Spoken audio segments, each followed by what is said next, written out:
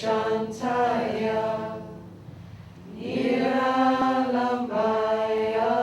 Tejase.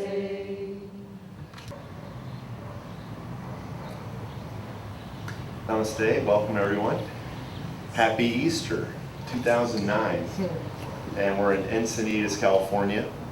And it is just such a resplendent day out, huh? It is magical. And when I was a kid, I always believed that Easter was always going to be sparkly sunny. So for many of my Easters in my life, it has been just that, so sparkly and sunny.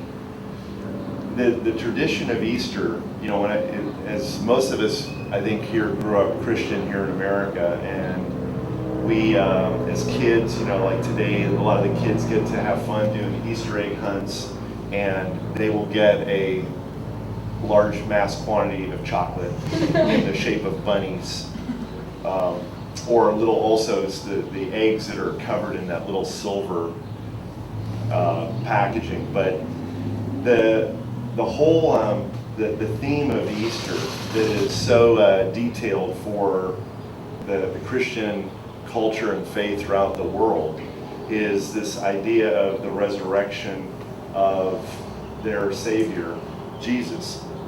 Now the great and the very interesting thing, which a lot of people don't recognize, is that even the name Easter comes from the Germanic of the goddess named Ostra, which the whole tradition is more of what one might be considered a pagan holiday and a pagan tradition that, of course, predates Christianity. So it always, for thousands of years, around this time of year, in the northern part of the world, the northern hemisphere, especially around the equinox, you have this movement of energy in nature that things start to just explode with life.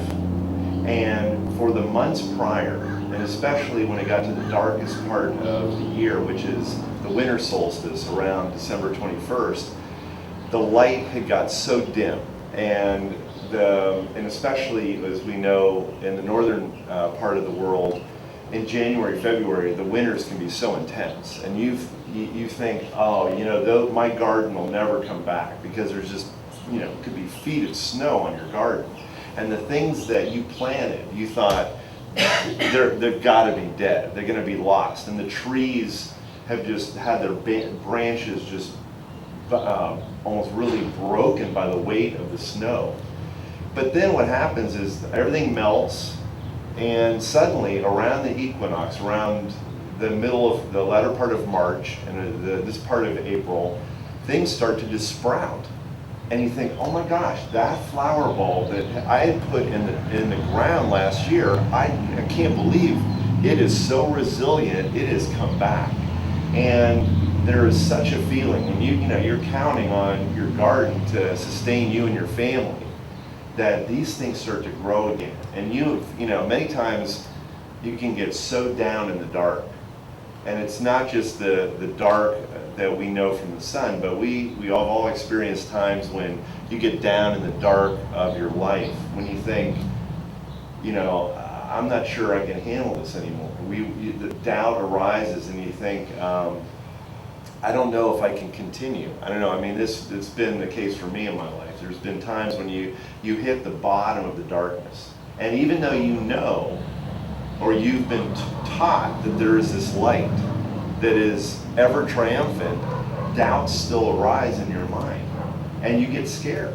You think, I don't know if I could, you know, it might be, I don't know if I can pay my bills. I'm not sure I have enough resources to continue. I've just had this relationship breakup. I feel lonely. You know, I don't know if I'll ever have that kind of connection again.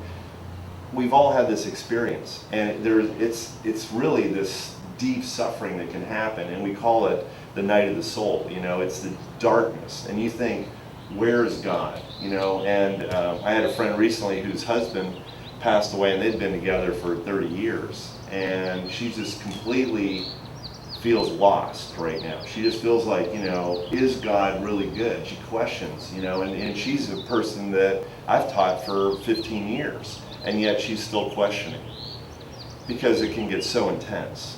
But what happens is, and I can guarantee even for her, that there'll be this day when the light seems to return. And there is this triumphant quality inside the heart that is like a wellspring that just comes up. And it was there the whole time. But one day it starts to come up and you feel so free. You feel so joyful. You feel like, you know what? Life is ever triumphant. As dark as it got, there was still a little bit of light left. We are not lost. I was actually never really alone. I had, the things that I need to sustain myself in my heart. It's going to be okay. And there is nothing more free and nothing more great. The whole Christian faith is based on this truth. And this truth is prevalent in cultures and religions all around the world. So on this day, we celebrate the ever-present, renewable energy of life.